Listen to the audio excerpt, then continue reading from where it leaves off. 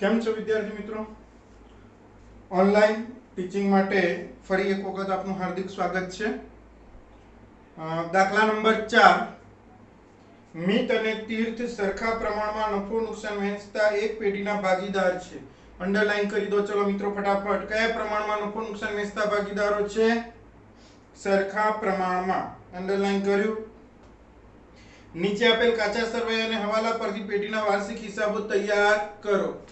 જે મિત્રો પાસે હજુ સુધી રકમ નથી અથવા તો ખ્યાલ ના આવે, અહીંયા જોઈ શકે છે અહીંયા રકમ આપેલી જ છે, પહેલા લખી લેશે.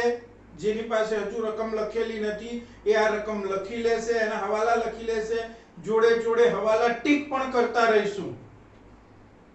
ચલો સૌથી પહેલા કાચું સરવૈયું જોઈ લઈએ. શરૂનો સ્ટોક, ખરીદી, ઓફિસ ખર્ચા, પગાર, મજૂરી, વીમા પ્રીમિયમ, ગાલખાત, દેવાદારો, રોકડ શિલ્લક, બેંક શિલ્લક, યંત્રોની ખરીદી. મિત્રો અહીંયા જુઓ, યંત્રો ઉપર આપે એ જૂના કૌંસમાં લખવું હોય તો લખી લેજો, યંત્રો કૌંસમાં જૂના, અને નીચે જે આપ્યું યંત્રોની ખરીદી એ નવા. આ બંનેને ભેગા પણ લખી શકાય, અલગ અલગ પણ લખી શકાય.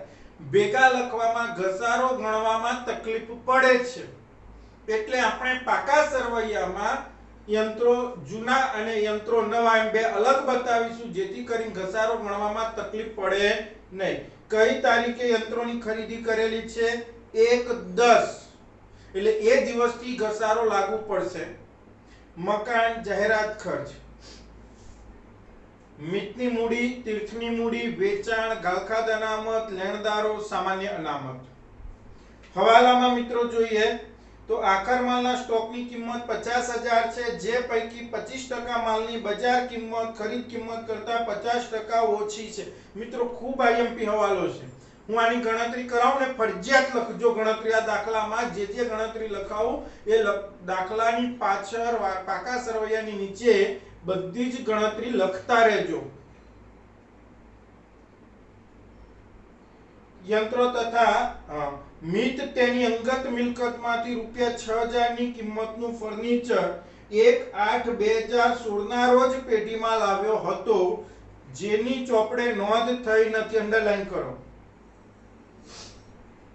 મિત નામનો ભાગીદાર પોતાની અંગત મિલકત ધંધામાં લાવે છે એટલે એની મૂડીમાં વધારો થશે અને બીજી બાજુ ધંધામાં મિલકત પણ વધશે. હવે અહીંયા સ્પષ્ટ કહી દીધું કે જેની નોંધ થઈ નથી એટલે નોંધ કરવાની. જો આવું કહ્યું ના હોત કે જેની નોંધ થયેલ નથી તો નોંધ નહીં કરવાની, ખાલી આપણને મિલકત ઉપર ઘસારો અને મૂડી પર વ્યાજ ગણવામાં ભૂલ ન થાય એટલે ધ્યાન રાખવા માટે આપ્યું હોય. આવશે આગળ જતા દાખલામાં. યંત્રો તથા ફર્નિચર પર 10% લેખે અને મકાન પર 5% લેખે ઘસારો ગણો. મિત્રો ઉપર તમે જુઓ, યંત્રો જૂના અને નવા બંને આગળ ટીક કરો. મકાન આપ્યું છે એની નીચે જ એને પણ ટીક કરો. હવે તમને એમ થાય સર ફર્નિચર આપ્યું નથી તો નવો મિત નામનો જે ભાગીદાર પોતાની અંગત મિલકતમાંથી જે ફર્નિચર લાવે છે એની ઉપર આપણે ઘસારો ગણવો પડશે. દેવાદારોની બાકી પર 6% લેખે ગાલખાત અનામત રાખો. દેવાદારો આગળ ટીક કરીશું. ઓફિસ ખર્ચ ₹1450 ચૂકવવાનો બાકી છે. ઓફિસ ખર્ચ આગળ ટીક કરો. અગાઉથી ચૂકવેલ વીમા પ્રીમિયમ ₹200. વીમા પ્રીમિયમ આગળ ટીક કરો. મજૂરીની નીચે આપેલું રહ્યું જુઓ તમે.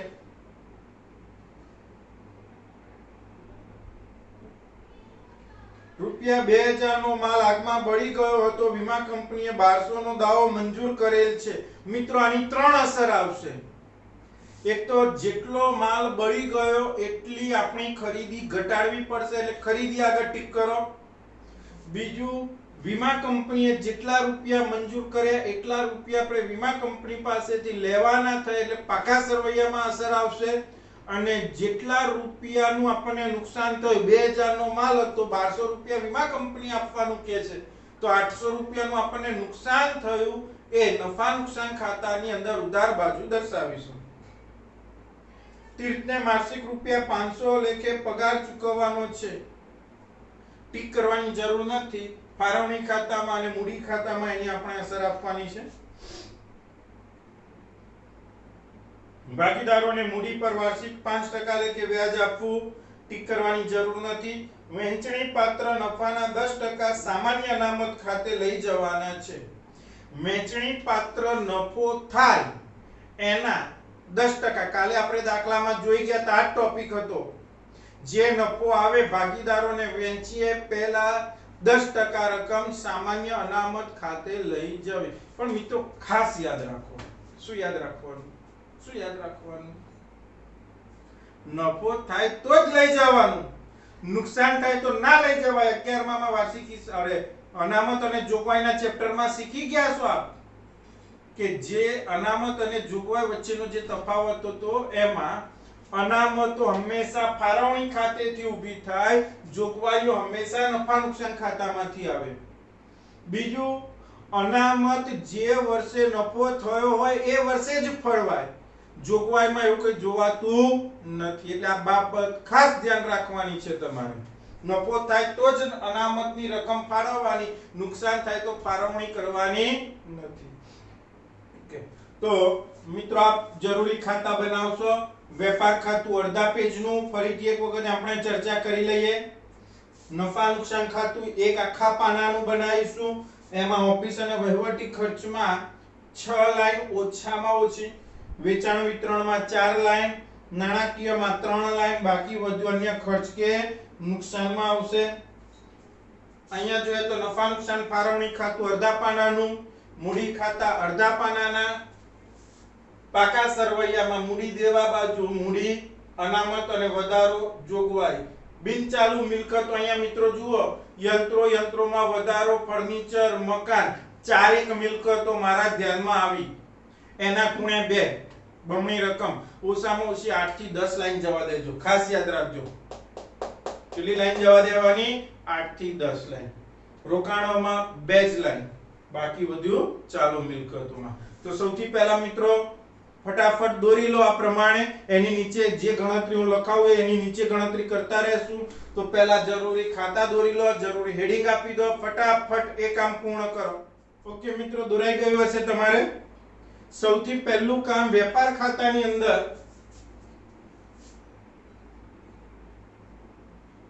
શરૂનો માલ સ્ટોક, ખરીદ પરત, વેચાણ પરત. આ ફાઇનલી લખી લેવાનું તમારે. દાખલાની શરૂઆત તો મૂડી ખાતામાંથી જ કરીશું. સૌથી પહેલા મૂડી વર્ષની શરૂઆત 1/4/2016 ના રોજ થશે. 1/4/2016, બાકી આગળ લાવ્યા. મિતની મૂડી 80000, જ્યારે તીર્થની મૂડી 60000. હવે મિત્રો દાખલામાં જો ઉપાડ આપેલો છે ઉધાર બાજુએ? ના, નથી આપ્યો. રકમ વાંચી આપણે? નથી આપ્યો, નહીં લખવાનો. તો હવે જમા બાજુની વિગતો ઓછી હોય એટલે એને પહેલા પૂરી કરી લઈશું. તો વેચાણ 1,90,000,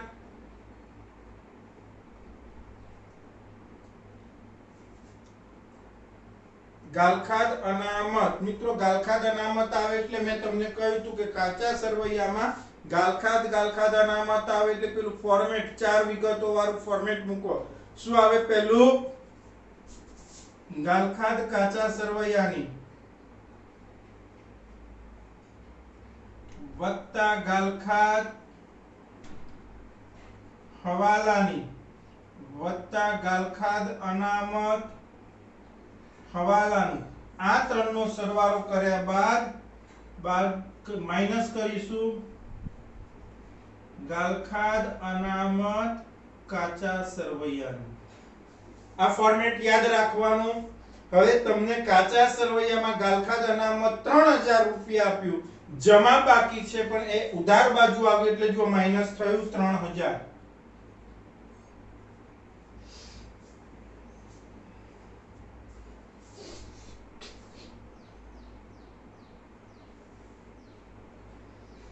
લેણદારો દેવા તરીકે 47200 રૂપિયા દેવાની જોગવાઈઓમાં હવાલો નથી બહારની બાજુ.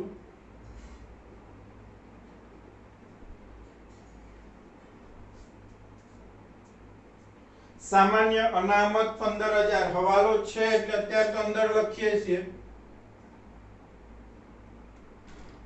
સામાન્ય અનામત 15000.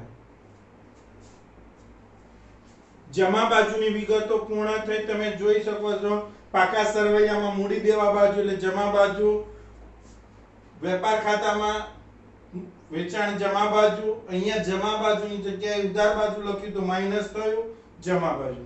હવે ઉધાર બાજુની વિગતોમાં શરૂનો સ્ટોક 25000 રૂપિયા,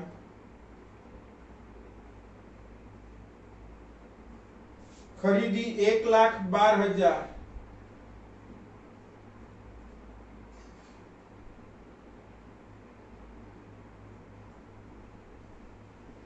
મિત્રો ખરીદ પરત કે વેચાણ પરત નથી એટલે ખરીદી હવાલો છે એટલે અંદર લખીશું 1,12,000. જ્યારે વેચાણ પરત નથી એટલે એને બહારની બાજુ મૂકી દો.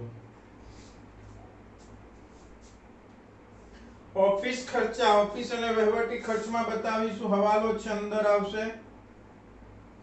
ઓફિસ ખર્ચ 15000, પગાર એની નીચે જ આવશે 25000,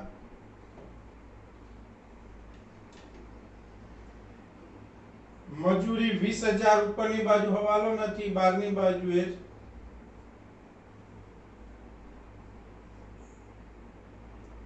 વીમા પ્રીમિયમ ઓફિસ અને વહીવટમાં આવશે. હવાલો છે અંદર આવે. વીમા પ્રીમિયમ 1200 રૂપિયા.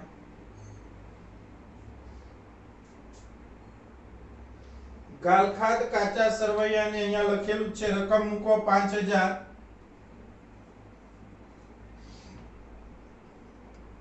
દેવાદારો ચાલુ મિલકતમાં 60000, હવાલો છે અંદર બતાવીશું. એક જ હવાલો. રોકડ શિલ્લક, બેંક શિલ્લક મિલકત કહેવાય, નીચે જ આવશે દેવાદારોની. રોકડ શિલ્લક 5000, બેંક શિલ્લક 10000. યંત્રો પાકા સરવૈયામાં જૂના યંત્રો તરીકે દર્શાવીશું. કૌંસમાં લખજો જૂના. આની ઉપર આખા વર્ષનો ઘસારો લાગુ પડે 52000. એની નીચે યંત્રો જે છે તે નવા છે, ખરીદી કરેલી છે, આ વર્ષે જ ખરીદી કરેલી છે એટલે નવા થયા 5000. ફરીથી એક વખત મિત્રો યાદ રાખો, આ બંને ભેગા લખવા હોય તો લખી શકાય પણ ઘસારો ગણવામાં ભૂલ ન થાય એટલા માટે આપણે અલગ કરીએ છીએ. યાદ રાખજો, અલગ જ કરો. બહુ ભેગું કરશો તો ખીચડી થશે, ખીચડી તમને ભાવશે નહીં. બરાબર? એટલે આપણે બહુ ભેગું કરવું જ નથી. જૂના યંત્રો ઉપર આખા વર્ષનો, નવા યંત્રો જે દિવસે ખરીદ્યા એ દિવસથી એનો ઘસારો લાગુ પડશે. ઘસારા વખતે જોઈએ છે તે બાબત. ત્યારબાદ મકાન, એની ઉપર બી ઘસારો ગણવાનો છે એટલે એ પણ અંદર જ રહેશે 50000. જાહેરાત ખર્ચ, વેચાણ વિતરણ ખર્ચ આવે 10000 બહારની બાજુ.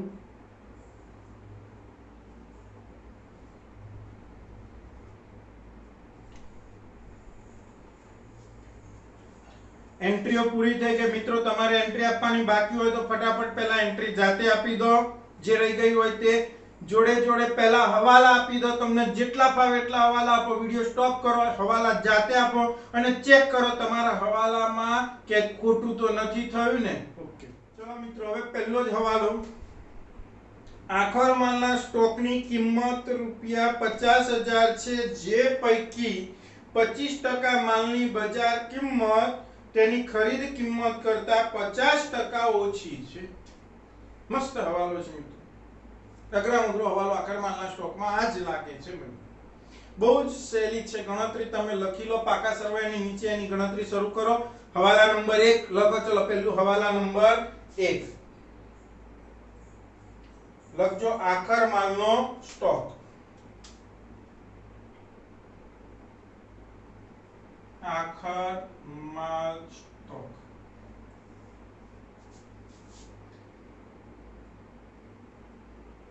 ₹50,000 આપણી ચોપડે કિંમત છે. કેટલો છે આખર માલનો સ્ટોક? 50,000. આ આપણી ચોપડે કિંમત છે.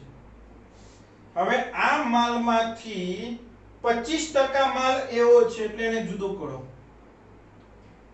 25%.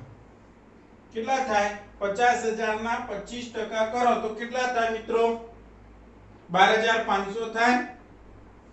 કેટલા થાય? 12,500 રૂપિયા. આ જે માલ છે એમાંથી કેટલા રૂપિયા ઘટે છે? તો એના 50% રકમ ઘટે છે. આ જે 12,500 રૂપિયા આવ્યા એમાંથી 50% રકમ, આની 50% રકમ કરો. હવે કેટલા થાય? 6,250.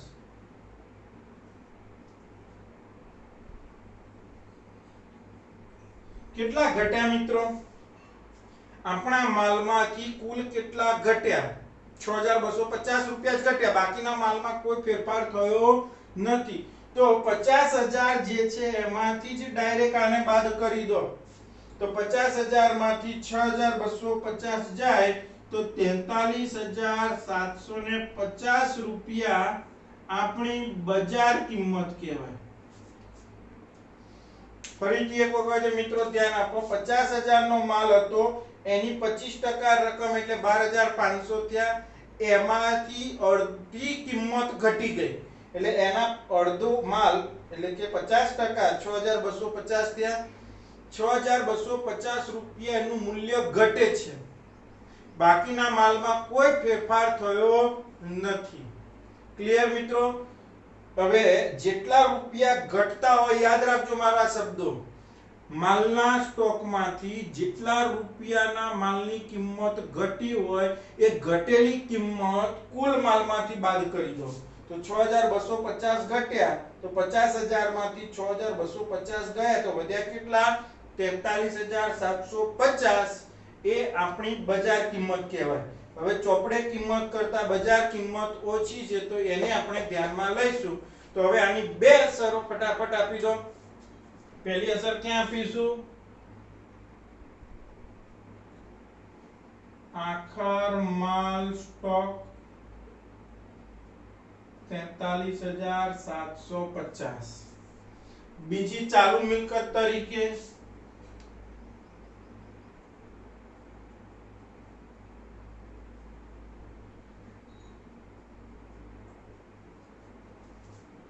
હજુ કોઈ વિદ્યાર્થી મિત્રને એમ થાય સાહેબ મને હજુ ખબર જ ના પડી આમાં. ફરીથી એક વખત ધ્યાન આપો. આપણી પાસે કુલ કેટલો માલ છે? 50,000. એને બે ભાગમાં વહેંચી દઈએ. 25% માલ અને વધેલો 75%.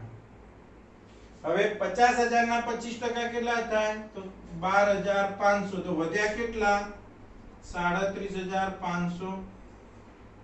આ વધેલો આ બાજુ છે. હવે 12,500 છે એમાંથી કેટલા રૂપિયા ઘટે છે? તો 50% એટલે 6,250 રૂપિયા 50% ઘટ્યા. તો વધ્યા કેટલા? 6,250. જ્યારે આનો જે માલ છે એની કિંમતમાં કોઈ ફેરફાર થયો નથી. તો હવે તમે આનો અને આનો સરવાળો કરો. ચલો 37,500 વત્તા 6,250 43,750 થઈ ગયા. આ માલની કિંમતમાં કોઈ વધઘટ નથી થઈ. અહીંયા જે 25% માલ હતો 12,500 નો એ હાલ વેચવા જઈએ તો કેટલા રૂપિયા ઉપજે છે 6250, જ્યારે આ 37500 ના પૂરેપૂરા જ ઉપજવાના એટલે બેનો સરવાળો કરો 43750 લખી લેજો.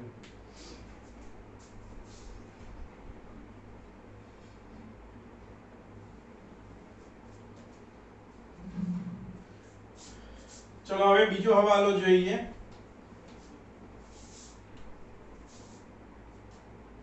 મીત તેની અંગત મિલકતમાંથી 6000 ની કિંમતનું ફર્નિચર 1/8/2016 ના રોજ પેઢીમાં લાવ્યો હતો. યાદ રાખો કઈ તારીખે લાવ્યો હતો? 1/8/2016. જેની નોંધ થયેલ નથી, અંડરલાઈન કરો ના કરી હોય તો. આ શબ્દ વાપર્યો હોય તો જ નોંધ કરવાની, નહીં તો નોંધ કરવાની નથી તમારે. તો અહીંયા સ્પષ્ટ સૂચના આપી દીધી કે જેની નોંધ થયેલ નથી, તો આપણે એની નોંધ કરીશું. ચલો શું નોંધ થાય?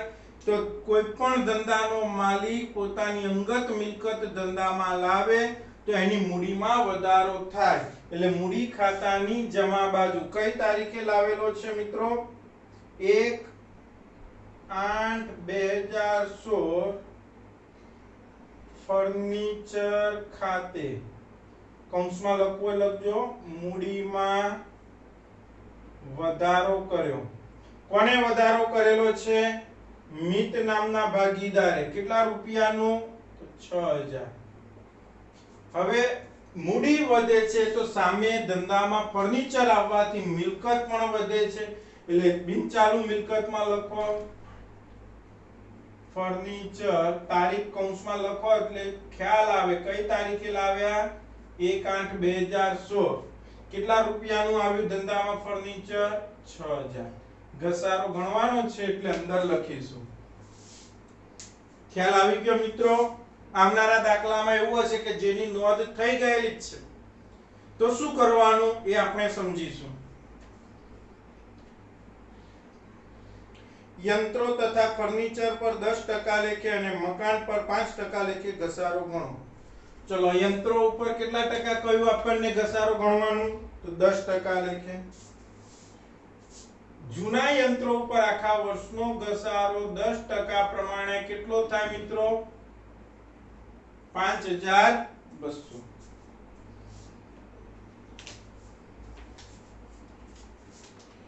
₹52,000 માંથી 5200 રૂપિયા જાય 46800. હવે નવા યંત્રો જે છે એ કઈ તારીખે લાવ્યા? 1/10 લાવ્યા, એટલે એ દિવસથી ઘસારો લાગુ પડે તો 10મો મહિનો આખો એટલે 1/10 એટલે 10મો મહિનો આખો 10, 11, 12 પહેલો, બીજો ને ત્રીજો. કેટલા મહિનાનો ઘસારો લાગુ પડે? 6 મહિનાનો. તો બાદ ઘસારો કૌંસમાં લખવું એટલે લખજો 6 માસ. 6 માસ. 5000 ના 10% 500 થાય તો 6 મહિનાના શોધવા હોય તો ગુણ્યા 6 ભાગ્યા 12. તો 500 ગુણ્યા 6 ભાગ્યા 12 250, 4750. હવે બીજી અસર ફર્નિચરનો ઘસારો અહીંયા લખીશું. ફર્નિચર પર ઘસારો નવા અને જૂના બંનેનો સરવાળો કરીને લખો તો ચાલે. 5200 250 5450.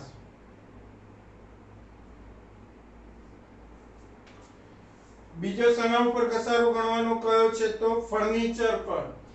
આ જે નવું ફર્નિચર માલિક લાવ્યો, ધંધાનો માલિક, એની ઉપર ઘસારો કઈ તારીખે લાવ્યો? 1/8. 8મો મહિનો ગણાશે. 8મો, 9મો, 10મો, 11મો, 12મો, પહેલો, બીજો ને ત્રીજો. કેટલા મહિના વપરાશ થયો? 8 મહિના. તો હવે 8 માસનો ઘસારો ગણવાનો. તો સૌથી પહેલા 6000 ઉપર 10% લેખે આખા વર્ષનો મિત્રો ઘસારો કેટલો થયો? કેલ્ક્યુલેટર યુઝ કરો. ચલો ફટાફટ. 6000 ગુણ્યા 10%, 600 રૂપિયા આખું વર્ષ વપરાયું હોય તો આપણે કેટલા મહિના વાપર્યું? 8 મહિના. તો ગુણ્યા 8 ભાગ્યા 12, 400 રૂપિયા ઘસારો લાગુ પડ્યો. 6000 માંથી 400 રૂપિયા જાય તો 5600. તો આની બીજી અસર અહીંયા આપો. સોરી, અહીંયા યંત્રો પર ઘસારો છે. યંત્રો. હવે આવશે ફર્નિચર પર ઘસારો 400 રૂપિયા.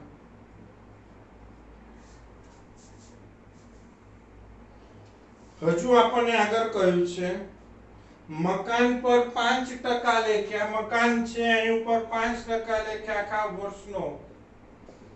તો 50000 ના 5% 2500, 47500. બીજી અસર અહીંયા આપીશું.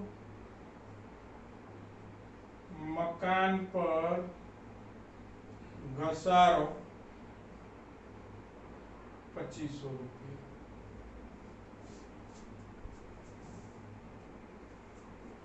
ચલો નેક્સ્ટ. દેવાદારોની બાકી પર 6% લેખે ગાલખાદ અનામત રાખો. ચલો દેવાદારો 60000 છે એના ઉપર ગાલખાદ અનામત હવાલાની 6% લેખે કેટલા થાય?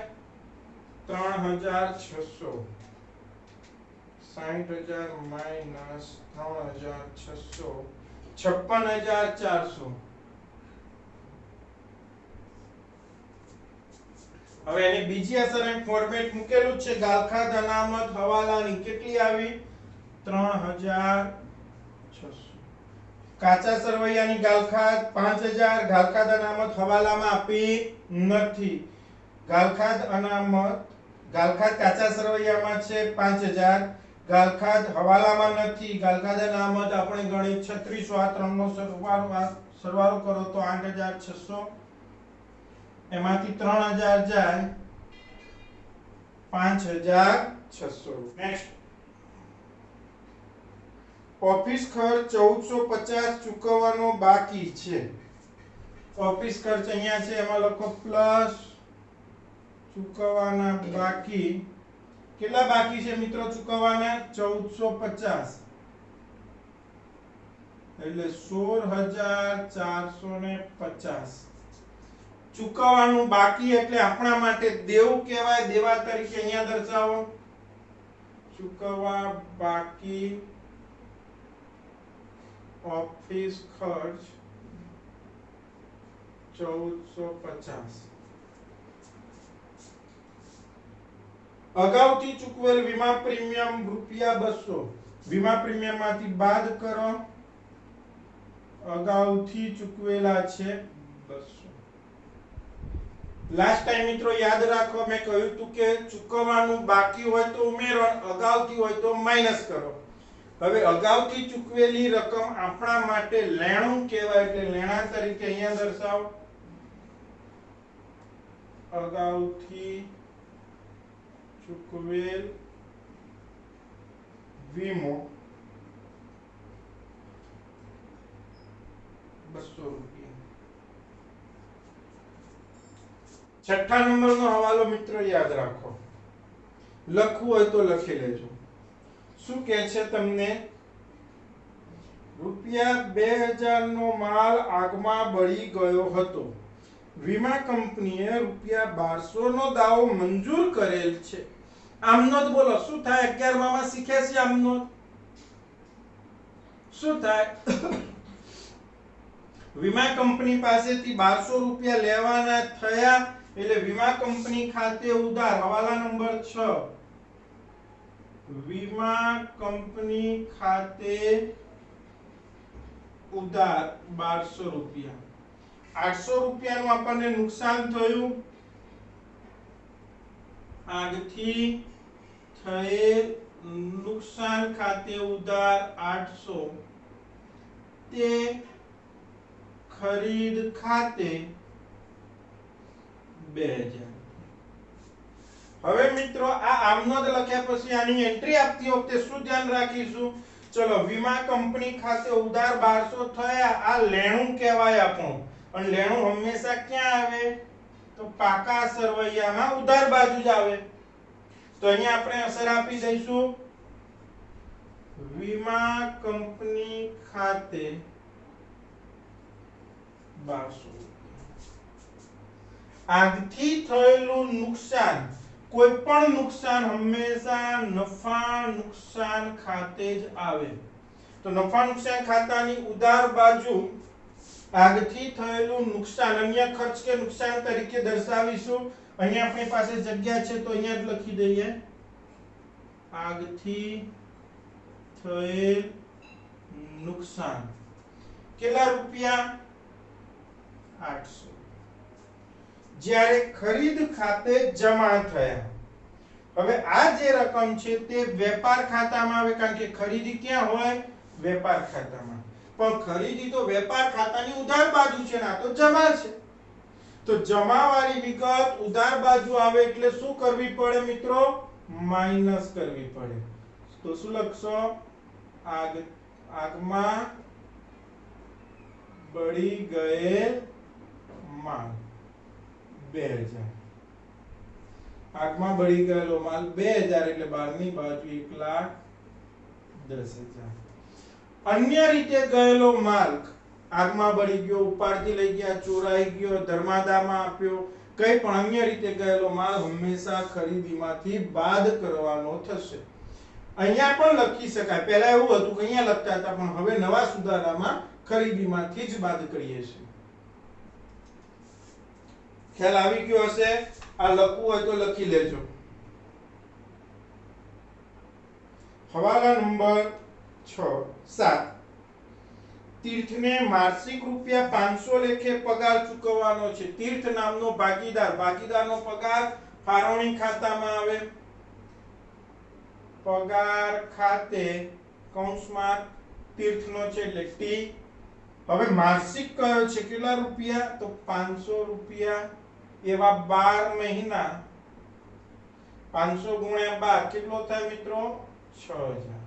હવે આની બીજી અસર ભાગીદાર માટે આવક છે 31/3/17 પગાર ખાતે તીર્થના ખાનામાં 6000। મૂડી પર વાર્ષિક 5% લેખે વ્યાજ આપવાનું છે।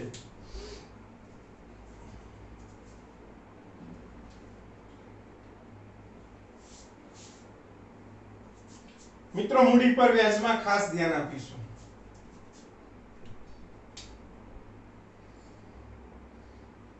મૂડી પર વ્યાજ આપણે કોની ગણતરીમાં ધ્યાન રાખવાનું છે? તો મિતની। કેમ? તો મિતની શરૂની મૂડી કેટલી છે? 80000। શરૂની મૂડી 80000, એના પર કેટલા ટકા વ્યાજ આપવાનું છે? 5% લેખે, વાર્ષિક 5%। એટલે આખા વર્ષનું 80000 ગુણ્યા 5 ભાગ્યા 100 કરો, કાં તો ડાયરેક્ટ ટકા કરો। કેટલા થાય? બોલો કેટલા થશે? 4000 આવશે ને? વત્તા મૂડીમાં વધારો કઈ તારીખે કરેલો હતો? મૂડીમાં વધારો 1/8, તો એ દિવસથી અને એનું વધારાની મૂડીનું વ્યાજ મળે 8મો 9મો 10મો 11 12 પહેલો બીજો ને ત્રીજો 8 માસનું। તો વધારાની મૂડી 6000 ગુણ્યા 5% લેખે જે આવે એનું 8 માસમાં રૂપાંતર કરવા માટે 8/12 કરવાનું ભૂલતા નહીં। તો 6000 ગુણ્યા 8% લેખે આખા વર્ષનું 480 રૂપિયા। 6000 ગુણ્યા 5%, આખા વર્ષનું 5% લેખે 300 રૂપિયા। પણ આપણે શોધવાનું છે કેટલા મહિનાનું? 8 મહિનાનું, તો ગુણ્યા 8/12 200 રૂપિયા। એટલે કેટલું થયું? 4200 રૂપિયા કુલ મૂડી પર વ્યાજ। મૂડી પર વ્યાજ 4000 જ્યારે તીર્થની 60000 જ છે, એને વધારાની કોઈ મૂડી નથી લાવે એટલે 60000 ઉપર આખા વર્ષનું 3000. બીજી અસર અહીંયા આપો, મૂડી પર વ્યાજ મિત અને તીર્થ 4200 અને 3000 7000. સારું, ચલો હવે મૂડી પર વ્યાજ ગણાઈ ગયો. 9મા નંબરનો હવાલો છેલ્લે આપણે ધ્યાનમાં લેવાનો છે જ્યારે નફો અહીંયા વેચીએ ત્યારે. જોઈએ છે હવે શું થાય છે. ચલો સૌથી પહેલું જ વેપાર ખાતું બંધ કરો. ચલો મિત્રો,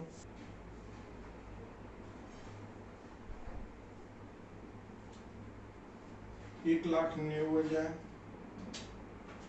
વત્તા 43,750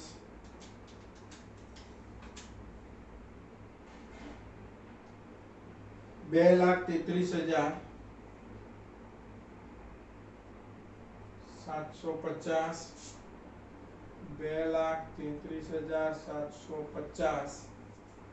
2,33,750 78,750 રૂપિયા આવ્યા. કેટલા આવ્યા મિત્રો? જમા બાકી કહેવાય, જમા બાજુનો સરવાળો મોટો હતો 78,750 કાચો નફો. હવે આની બીજી અસર, નફા નુકસાન ખાતામાં જમા બાજુએ પહેલી જ લાઈન કાચો નફો 78,750. હવે જમા બાજુ કોઈ બીજી વિગત નથી, જોખમ નથી લેવું. ઉધાર બાજુનો સરવાળો પહેલા ચેક કરો, કદાચ મોટો હોઈ શકે. મિત્રો અહીંયા જે સરવાળો આવે છે ઉધાર બાજુનો 67,200, આ બાજુનો મોટો સરવાળો છે એટલે 78,750 લખીશું.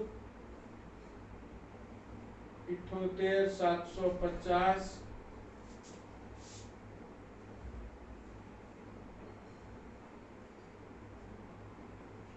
ડિફરન્ટ આવશે 11,550 ચોખ્ખો નફો. હવે આની બીજી એન્ટ્રી તમારે ક્યાં આપવાની ચોખ્ખા નફાની? તો નફા નુકસાન ફાળવણી ખાતાની જમા બાજુ ચોખ્ખો નફો અહીંયાથી અહીંયા લાવ્યા. કેટલા રૂપિયા? 11,550 રૂપિયા. ચેક કરો આ બાજુનો 6 6 12 13,200 રૂપિયા ઉધાર બાજુનો મોટો આવે છે મિત્રો. 13,200.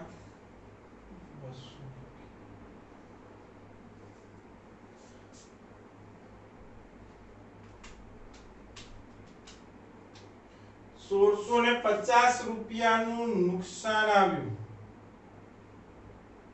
વહેંચણી પાત્ર ખોટ. હવે અહીંયા મિત્રો ખોટ આવે તો એ વર્ષે અનામત તરીકે કોઈ રકમ લઈ જવાશે નહીં, એટલે 9મા નંબરનો હવાલો આ દાખલામાં લાગુ પડતો નથી, એટલે કે અનામતમાં કોઈ વધારો થશે નહીં. ડેશ કરીને રકમ બહારની બાજુ મોકલી દો. જો નફો આવ્યો હોત તો એની 10% રકમ અહીંયા અનામત તરીકે લઈ જાત, પણ અહીંયા નુકસાન આવે છે. નુકસાન આવે એ વર્ષે અનામતની રકમ ફળવાતી નથી. હવે નફા નુકસાન વહેંચણીનું પ્રમાણ મિત અને તીર્થ વચ્ચે કયું છે પ્રમાણ મિત્રો? વહેંચણીનું પ્રમાણ કઈ ના કહ્યું હોય તો સરખે હિસ્સે. જો કે દાખલામાં કહી દીધું છે કે સરખે હિસ્સે વહેંચવો, તો ભાગ્યા 2 કરી દો. બે ભાગીદાર છે 825 825 825 825 31/3/2017 વહેંચણી પાત્ર ખોટ 825 825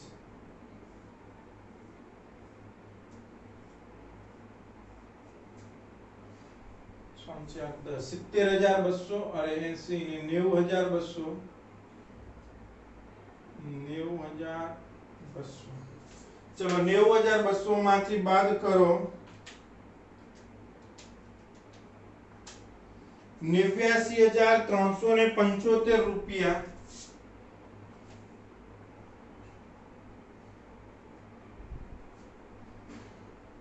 બાકી આગળ લઈ ગયા આખરની મૂડી એ જ પ્રમાણે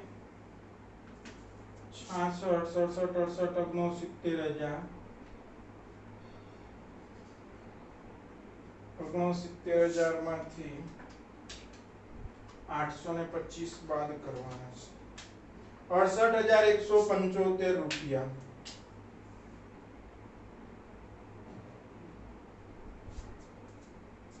હવે આની બીજી અસર મૂડી તરીકે મિત અને તીર્થ 89,375 68,175 બંનેનો સરવાળો કરો 1,57,550 1,57,550 હવે મૂડી દેવા બાજુનો સરવાળો પેઢીની કુલ મૂડી આવી 1,57,550 વત્તા 15,000 વત્તા 47,200 1,450 2,21,200 રૂપિયા